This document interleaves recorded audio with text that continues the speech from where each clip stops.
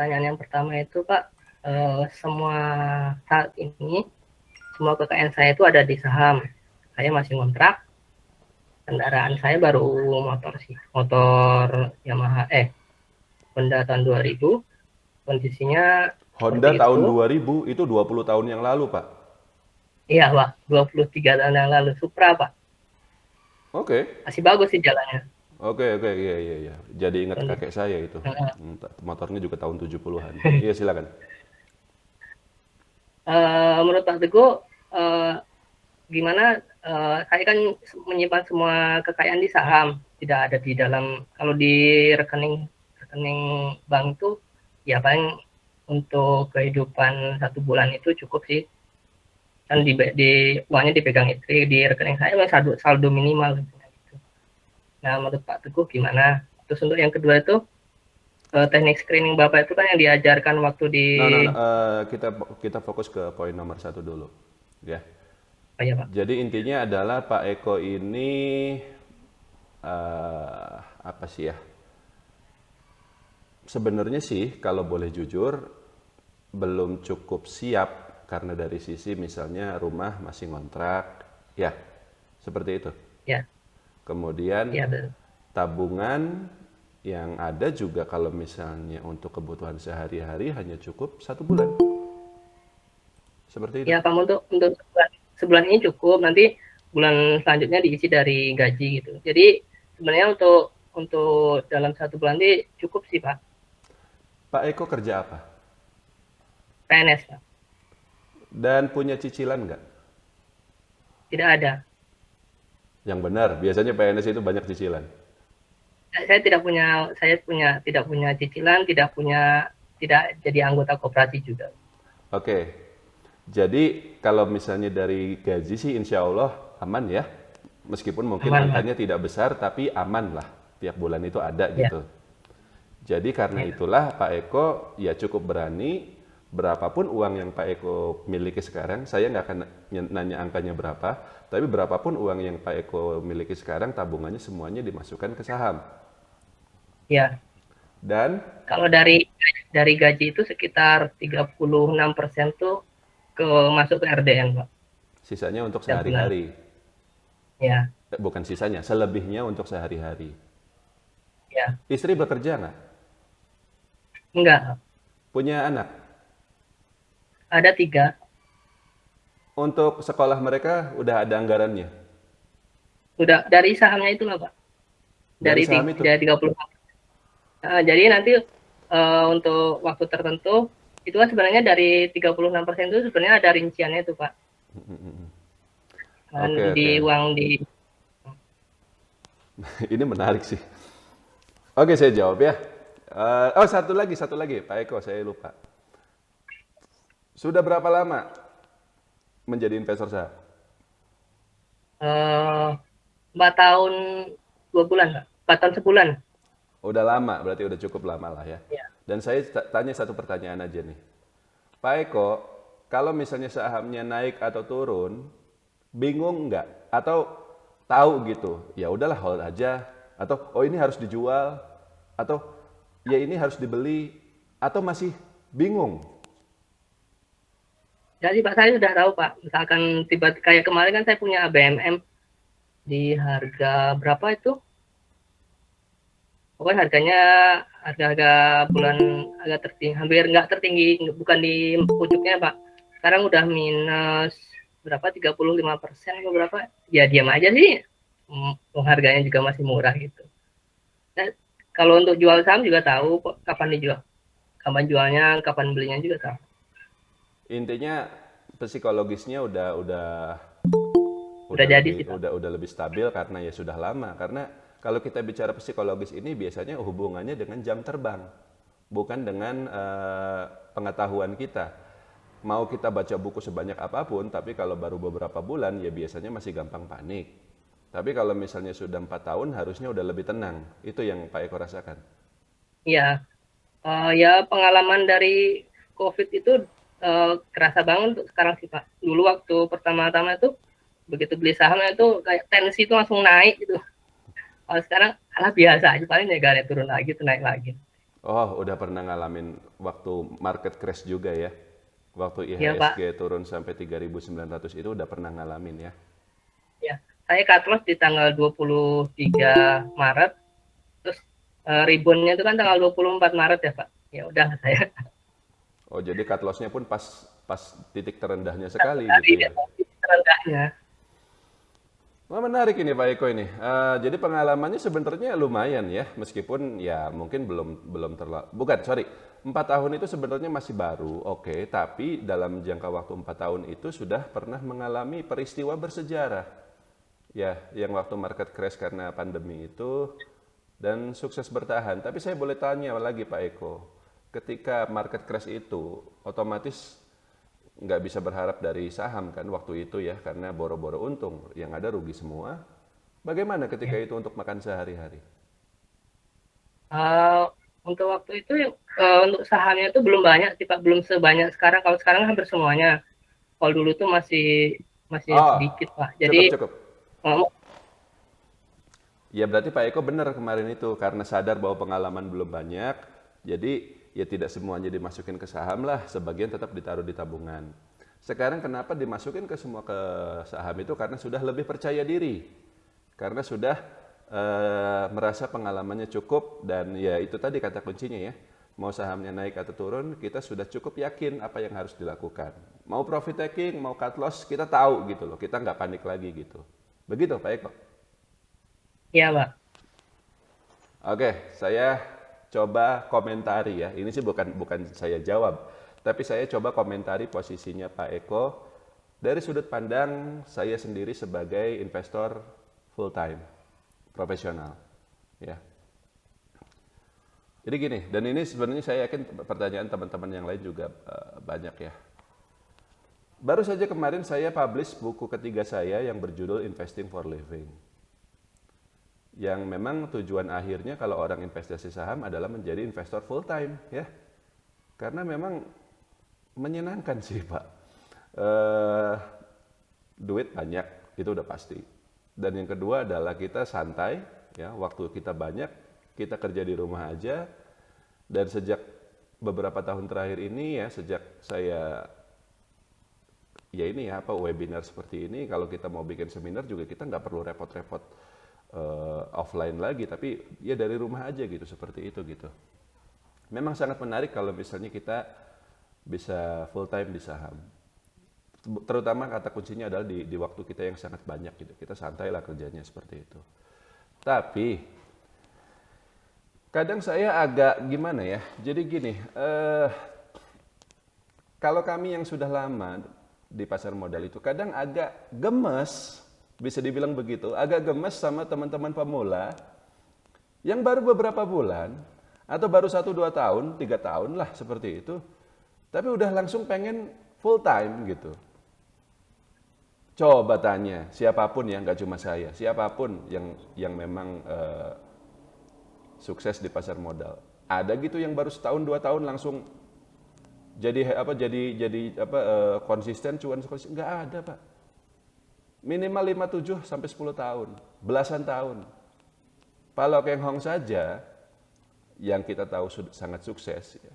Beliau itu pertama kali investasi saham itu tahun 89 ya, 89, dan akhirnya full time itu sekitar tahun 97. 8 tahun prosesnya, belajarnya. 8 tahun. Itu orang yang kita tahu paling hebat gitu loh. Yang kita tahu paling paling sukses di Indonesia. Jadi kita ini kalau misalnya pengen lebih cepat lagi dari itu ya berarti kita harus lebih cerdas lagi, lebih hebat lagi dibanding Pak Lo Keng Hong. Ya nggak bisa Pak, nggak bisa. Nah jadi kata kuncinya kalau kita masih pemula banget ya, dan bahkan 2 3 tahun itu juga sebenarnya hitungannya masih pemula, kita belum bisa apa sih namanya bicara soal menjadi investor full time dulu, belum. Kita harus nabung pengalaman dulu seperti itu. Nah, tapi Pak Eko ya 4 tahun oke lah sudah cukup, dan Pak Eko belum meninggalkan pekerjaan ya, masih jadi PNS ya Pak ya. Dan setahu saya sih kalau PNS mah bagaimana? Masih terikat juga kan, kalaupun untuk apa namanya pensiun dini kan butuh waktu sekitar 20 tahun mengabdi. Iya, iya, iya. Kalau PNS sih ya beda ceritanya lah, agak ya ngapain juga resign lah, ya nggak eh, Iya, impian semua orang, Pak. Saya jujur sama Pak Eko, Pak. Saya dulu pernah ikut ujian masuk SETAN, ya, Sekolah Tinggi Akuntansi Negara, karena orang tua saya pengen saya masuk nantinya Dirjen Pajak gitu. Kalau misalnya lulusan STAN itu, nggak lolos saya. Saya nggak nyampe otaknya. Jadi akhirnya terpaksa jadi di saham sajalah. Ya. Nah, tapi intinya gini, kalau teman-teman yang swasta ya, kan lebih gampang ininya, resign-nya. Ya kadang belum apa-apa udah langsung kepikiran gitu. Wah, saya pengen resign aja lah, saya pengen kayak Pak Teguh. Kalau kayak pengen kayak saya gitu, saya itu lama prosesnya, Pak. Nggak sebentar juga gitu loh. Yang Anda lihat hari ini bukan baru main saham kemarin atau bulan lalu atau tahun lalu, enggak. Sudah lebih dari belasan tahun yang lalu. Nah, jadi ada proses di situ. Nah, kemudian ya, Pak Eko tadi bilang rumah masih ngontrak. Ya, ini ya, juga mohon maaf Pak Eko. Kita harus fokus ke situ dulu. Ya, kita harus fokus ke situ dulu. Rumah itu nggak harus gede kayak rumahnya Indra Kents ya, yang katanya berapa miliar gitu di Medan sana. Enggak. Rumah kecil, luasnya tanahnya 72 meter persegi, tapi kamar-kamarnya cukup lah untuk anak-anak kita ya, dan kita juga nyaman tinggal di situ. Itu udah cukup. Dan Pak Eko kalau misalnya bukan tinggal di kota besar, ya rumah itu juga nggak nyampe berapa miliar gitu, enggak. Oh, mohon maaf, dari kota mana Pak Eko? di Bogor, Pak. Kabupaten Bogor. Nggak tahu kalau di Bogor berapa ya, tapi mungkin kalau misalnya di kabupatennya sih ya rumah yang memang standar di komplek itu yang kecil ya, ya mungkin 500-600 juta masih ada lah. Ya, Pak Eko, ada. Ada, Nah, ada. fokus ke situ dulu Pak, fokus ke situ dulu Pak. Nggak inilah maksudnya agak-agak gimana kalau misalnya masa miliarder dari saham nggak punya rumah gitu loh. Nggak ada Pak, semua orang punya rumah. Kalau memang dan ini ada satu hal yang menarik ya kalau kita bicara tentang kekayaan seseorang. Sudah dari dulu majalah Forbes itu kalau menilai net worth seseorang, ya kan majalah Forbes itu suka merilis daftar 10 orang terkaya di dunia gitu ya, atau 10 orang terkaya di Indonesia. Harta mereka yang dihitung itu tidak termasuk rumah tinggal. Tidak termasuk. Jadi harta yang dihitung adalah ya investasinya di saham, investasi aset, properti dan seterusnya, tapi rumah tinggal nggak dihitung. Kalau misalnya orang punya rumahnya banyak, rumahnya ada 3 misalnya ya, nah yang dihitung sebagai aset adalah 2 rumah yang tidak ditinggali, tapi rumah yang ditinggali itu tidak. Begitu. Artinya rumah kita itu kasarnya begini, kalau kita belum punya rumah berarti aset kita masih negatif, Pak. Negatif. Karena rumah tinggal itu ya, apalagi kita punya anak, ya nanti kan untuk mereka kalau kita sudah nggak ada. Begitu Pak. Jadi coba fokus ke rumah dulu ya. Dan yang ketiga, orang juga suka bicara soal dana darurat, tapi kadang saya perhatikan jarang juga orang yang benar-benar perhatian soal itu. Tapi dana darurat ini sangat penting Pak. Kalau kita bicara perencanaan keuangan, ya, orang ngomongnya selain dana darurat kita harus punya asuransi juga. Nah kalau untuk asuransi, ya ini pendapat saya pribadi, mungkin orang lain bisa punya pendapat berbeda. Tapi kalau menurut saya sendiri, asuransi asal kita sudah punya BPJS itu sudah cukup. Sudah cukup, nggak perlu nambah yang lain-lain lagi. Nanti ya banyak kasus ya, misalnya kayak unit link itu duit kita setor tapi malah berkurang seperti itu. Jadi sudah asuransi mah tidak perlu ya. Tapi kalau misalnya, maksud saya asuransi di luar BPJS, kalau BPJS mah perlu lah. Ya. Tapi kalau misalnya Anda tidak punya dana darurat, ya minimal 6 bulan, lebih aman lagi 1 tahun. Dan kalau bagi saya ya, saya punya dana darurat berapa? Untuk 10 tahun ke depan Pak. Aman. Itu nggak akan saya apa-apain. Jadi untuk saham juga beda lagi. Dana darurat itu ya saya taruh aja di deposito gitu ya untuk 10 tahun ke depan. Bukan hanya untuk saya pribadi tapi untuk keluarga saya. Saya, anak 2 orang dan ibunya, jadi 4 orang. Jadi kalau misalnya saham selama 10 tahun ke depan crash atau apa, which is nggak mungkin juga sebenarnya. Tapi kalau misalnya itu terjadi gitu ya, ya kita masih bisa makan lah minimal. Tapi Anda nggak perlu sampai 10 tahun ya, minimal 6 bulan lah, 6 bulan atau 1 tahun. Biaya hidup dalam sebulan, ya hemat-hematnya 5 juta rupiah. Berarti dikali 6, 30 juta Pak. Ini tidak hanya membantu kita untuk aman kalau misalnya terjadi sesuatu yang tidak diinginkan. Misalnya pasar turun, kita rugi segala macam karena kita masih bisa makan dari dana darurat tersebut. Tapi juga membantu kita secara psikologis. Kalau misalnya kita main saham ini tidak ada bumper istilahnya gitu ya, dana darurat tersebut gitu. Lalu kita rugi, panik Pak pasti. Panik pasti. Dan kita bisa melakukan kesalahan yang tidak perlu. Jual saham justru ketika harga-harga saham sedang rendah-rendahnya. Itu kan Pak Eko yang terjadi ketika bulan Maret 2020. Iya kan? Iya, Pak. Waktu itu saya beruntung loh. Waktu pasar crash sampai 3.900, nanti mungkin saya akan ceritakan di waktu lain ya. Tapi ketika itu orang panik semua, orang nanya semua pada sama saya, Pak itu gue ini kenapa ini tiap hari saham ARB? Bayangkan Pak, saham sekarang nih ya, orang nih kalau lihat sahamnya ARB 2 hari aja udah panik kayak udah panik gitu. ARB berjilid-jilid, baru 2 hari. Dan sekarang ARB kan batasnya cuma 6%. Dulu ARB itu 10%, bahkan 25%. Dan waktu bulan Maret itu, kita ARB itu bukan 2 hari Pak. 2 minggu. 10 hari saham turun terus tiap hari. Ya, IHSG-nya Pak yang ARB, Pak. Sahamnya juga. IHSG-nya Iya. turun 5%, tapi saham kita bisa turun 7%. Dan itu terjadi setiap hari selama hampir 2 minggu. Semua orang panik ya, tapi saya waktu itu sukses bertahan dan kita baru jual-jual itu ketika di bulan Aprilnya rebound. Baru kita analisa ulang apa segala macam. Kenapa saya bisa melakukan itu? Dan akhirnya pada tahun 2020 itu kita tetap profit ya. Mental satu, karena kita sudah lama sebelumnya di pasar modal, psikologisnya kuat. Dan yang kedua, saya punya dana darurat. Saya nggak khawatir. Dan oke lah kalau orang tua kayak kita ya, kadang kita mikir kan gini sih Pak, saya nggak makan nggak apa-apa, udah biasa susah juga kok dari dulu. Tapi anak-anak gimana Pak?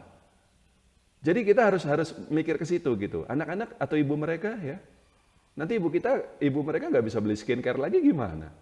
Kan kasihan, gitu. Jadi dana darurat itu penting. Ya. Nah kalau itu sudah terpenuhi, rumah ini artinya bukan kita sudah beli secara tunai ya. Ya jujur sajalah, rumah semurah-murahnya ratusan juta. Bagi banyak orang, ya kita nggak bisa beli secara tunai. Tapi minimal KPR itu harus diusahakan Pak Eko. Ya. Dan ada dana darurat, baru setelah itu kita bisa kemudian fokus di saham. Sisa kekayaan yang lain ya, masukkan semuanya ke saham boleh. Apalagi Pak Eko sudah 4 tahun, pengalamannya sudah cukup lah. Tinggal lanjut gitu ya. Perjalanan masih panjang sebelum kemudian mencapai financial freedom istilahnya, tapi minimal bakal pengalamannya sudah ada. Dan kalau misalnya untuk tahun ini kinerja Pak Eko juga sudah 37% ya secara year to date. Bagus loh itu. IHSG kita cuma berapa persen naiknya 2022 ini? Nggak nyampe 10% Pak. Ya 7,7. kan? Anda 30% di atas pasar Pak.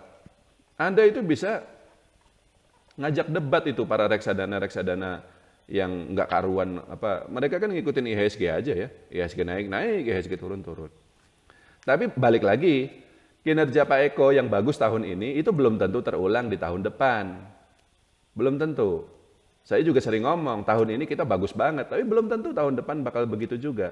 Jadi track record itu nggak cukup 1 tahun 2 tahun, 3 tahun minimal. Kalau 3 tahun kita konsisten bagus ya, atau 5 tahun, nah itu baru kita bisa lebih percaya diri gitu ke depannya. Saya pikir komentar saya gitu aja sih Pak Eko. Cukup ya? Iya, iya Pak. Terima kasih.